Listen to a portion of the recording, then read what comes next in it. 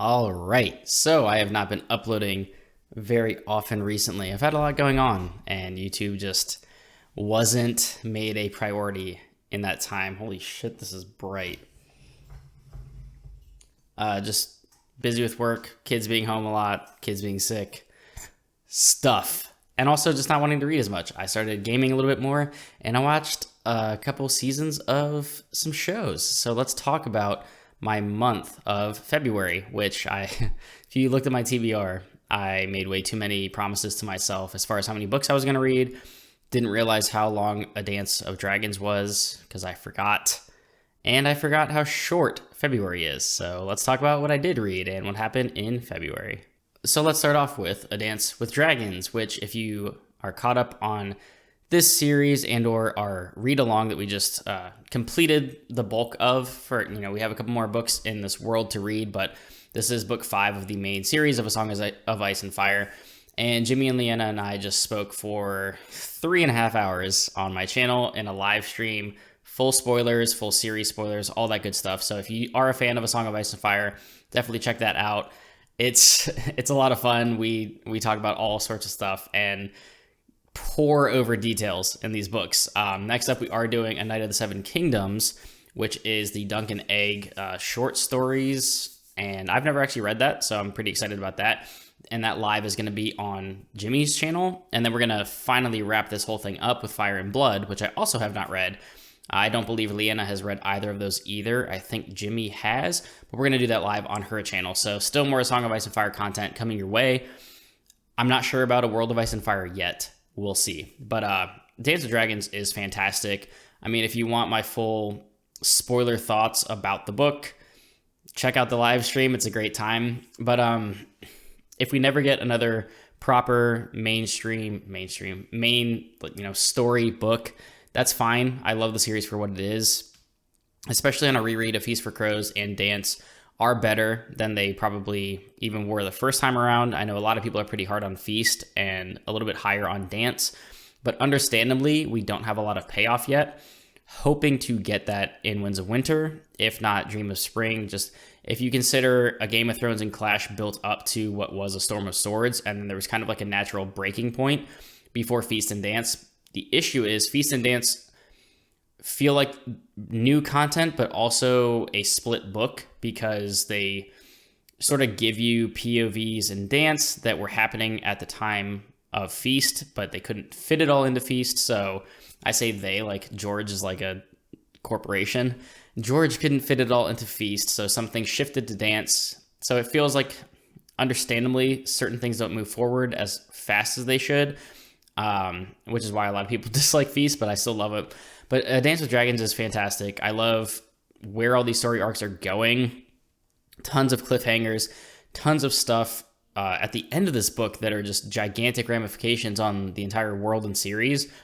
And I really hope we get some sort of payoff in Winds. I really want to read Winds because even if it's a 1,500-page book, I don't care. Give me it because there is so much still left in this world to wrap up. So I'm definitely looking forward to it if it does ever come out, which I think would set the world on fire. It would be awesome to see Winds of Winter release date. So please, I'm hoping if it's going to happen, I think it's going to happen after House of Dragons wraps, like season 1. I feel like that would be a good time to announce it, but who knows? Apparently George is still hard at work writing it, so it's not going to be this year. Next, I read The Coward by Stephen Arian. And now this is finally not a gigantic fantasy trilogy to jump into. This is a duology. And book 2, The Warrior, is coming out, I believe, soon. So I finally read The Coward, and it was great, honestly. I liked it a lot. It had one of the best introductions to a story that I've read in a long time, just very Abercrombie in the way that the book is introduced. And if you don't know what this book is, it will feel very familiar as you're reading it. Lots of fantasy tropes that you know and love, lots of stereotypical fantasy characters and archetypes. But if it's executed well, that's all that matters to me. Fantasy tropes and character types exist for a reason. And I think Stephen Arian did a really good job with Kel, the main character, and a lot of the supporting cast. You have, this Alfar different species that's somewhat human but not. You've got this kid named Garen who really wants to be a hero someday like Kel did when he was younger. You've got Vali, who is a bard. You've got a few others that fit these different types of character arcs and archetypes. And the main quest is pretty simple. I mean, it's a simple, gather your band of heroes and go defeat the enemy. Sort of, like Kings of the Wild does, or something else where it almost feels like it's just, here's the quest. It's very simple and straightforward. Like, we're going to go kill this thing. And the background to it is that, and this is all like introduction to the story, is that Kel Cressia, your main POV, is older now. It's been 10 years since, as a teenager, he ventured forth to the frozen north to defeat the Ice Lich that was creating all sorts of chaos and sending all sorts of baddies on the world. So him and these 12 heroes ventured north to defeat the Ice Lich. He was the only one that returned. There are ballads written about him. There is this entire saga singing his praises. He's incredibly famous and known pretty much everywhere he goes, and he's infamous, and he kind of hates it because he just wants to be a farmer. And no one really knows, the dark, gritty things that actually went on. It wasn't this, heroic journey as you might portray it as in a song in a tavern. So he's dealing with a lot of internal, almost PTSD in a sense, which I think was portrayed very well, and it progresses as the story goes on, and that was really well done. I like the supporting cast, as I said. I mentioned a couple other names. They're just fun to be around. I like the dynamics between the characters, and you learn more about each and every one of them as you proceed through, the different parts of this book, and it was really interesting. There's some subplots and, background politicking and maneuvering things that are happening that are kind of secondary to the main quest, but those have a little bit of payoff, and then I believe are probably going to pay off more in the Warrior and whatever else comes from this world. But I just thought it was really well done. I mean, it's a shorter book. It's a duology, so it's not going to be this crazy long series. It's pretty direct and to the point of what it's trying to do as far as the story that's being told. It's, gather your adventurers, go kill the bad guy, and hopefully return alive. But I really enjoyed it. There are, of course, some things that you can nitpick at. I mean, it's not going to be the most original thing out there if you've read a ton of fantasy, but I mean, I've read a pretty good chunk of fantasy now, and I still thoroughly enjoyed this. I did appreciate the length as well, that it wasn't 1,100 pages to tell this story, because I don't think you need to all the time. It's pretty efficient in what it's doing. There's a couple like minor nitpicks of, there were some like spelling issues and grammar things that I've noticed like 2 or 3 times, which I don't normally notice in books, but somehow for some reason I did here. It didn't like take me out of the book or anything, but there were a couple where I was like, that doesn't sound right. Maybe I'm wrong, but who knows? Overall, I enjoyed it. I thought it started off really strong. I know Jimmy said the middle of it for him kind of meandered a bit too much, and then the ending was good, but I enjoyed it the entire way through. I did really like the reveals that we got in it and how it's not as predictable in some areas as I would have expected, so that was a pleasant surprise. And it was kind of like a breath of fresh air to just read a nice, concise, short fantasy book that only has 1 sequel, and then that's a wrap, and that'll be done. And that's just what he chose to do. He just wants to tell the story in 2 books, and more power to you, because I wish more people would do that. Not everything has to be 3 to 15 books. I know a lot of people love that. I love it too, but not everything has to be that. And I liked it because of that, honestly. So I definitely do recommend this book to anybody that just wants a nice short fantasy quest to go on. I think it's pretty cool. And last but not least was me getting back into some Joe Abercrombie with what ended up being a pretty damn big, thick book too, which is Best Served Cold, which I am thoroughly happy with. I don't quite hold it up as high as the original trilogy. I don't think I really enjoyed that cast of characters and what was going on in that world. And I feel like those characters just stood out more to me between Baez and Glokta and Logan, and like that whole cast except for Pharaoh, because she kind of sucked.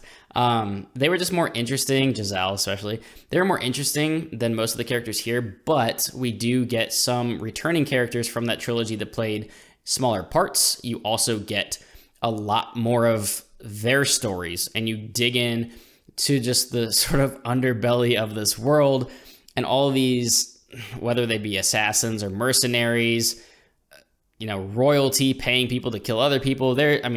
All the blood and violence that you expect from Abercrombie in this book, grudges, vengeance, revenge. It's really well done. I love his character work. Mons is great. Shivers is great. Freaking Friendly is hilarious, which I thought it was great that Abercrombie decided to tell us like where Shivers got his name from, and the whole reason behind it was just great to me. The fact that he was cold and he was shivering, so people called him Shivers. Go figure. I can only imagine where Friendly got his name from, but unless you talk about his dice and then you get stabbed in the face.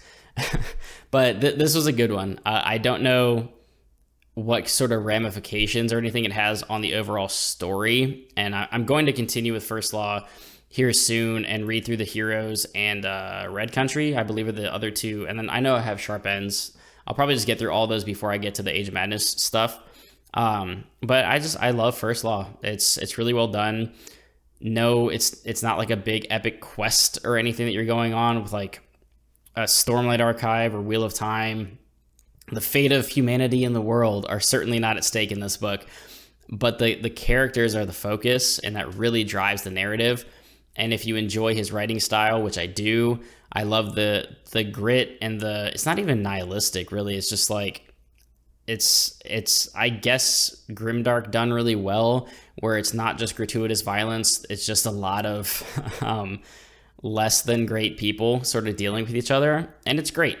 I have no complaints so far about Joe Abercrombie's writing. I am thoroughly enjoying First Law, and I'm definitely going to continue with the other standalones before jumping to Age of Madness. And I don't know, is there anything more? I mean, Wisdom of Crowds just came out, so I assume there's more plans in this world, but who knows? I'll probably catch up by the time whatever comes next, but I'm really, really enjoying it. So it's been great so far.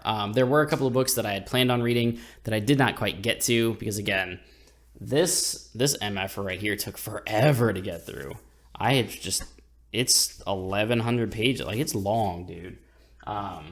So I didn't get to the Wastelands yet. I'm going to read that in the next month or two and continue Dark Tower. I don't remember what else was on my TBR. I think there might have been one other book. Snow Crash, which I'm currently reading now. And I'm just going to roll it over into next month, because I told Nick I was going to read it. And already I can tell that it's going to be some weird satirical cyberpunk book. Hopefully I vibe with the humor. I'm already kind of laughing the first couple of pages at just how absurd the concept is, and almost how like serious he's taking it, but also completely making fun of the genre.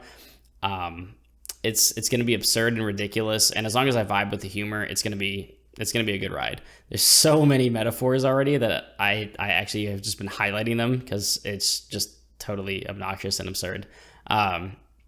So that would be the last thing that I'm reading this month, and then roll into next month, so that you'll see that on my TBR for next month as well. But the main reason that I didn't read more than these 3 books is I watched 3 full seasons of The Last Kingdom with my wife, which we're fully obsessed with. And I have bought 5 of the books now, so I'm definitely going to start that series. And I've watched about half of The Legend of Vox Machina, which, if you don't know what that is, if you aren't aware of Critical Role, do yourself a favor and watch a bunch of voice actors that are hilarious play D&D, and now they have a TV show, and it's awesome. Based on their first campaign, which is like 160 episodes or whatever on YouTube. It's insane. The dedication to their D&D is fantastic. So that's what I did. I've been gaming a lot more, and I watched a ton of The Last Kingdom. So that's why February was not a lot of reading for me, but I did enjoy very much what I did read. So success. And I'll see you in the next one.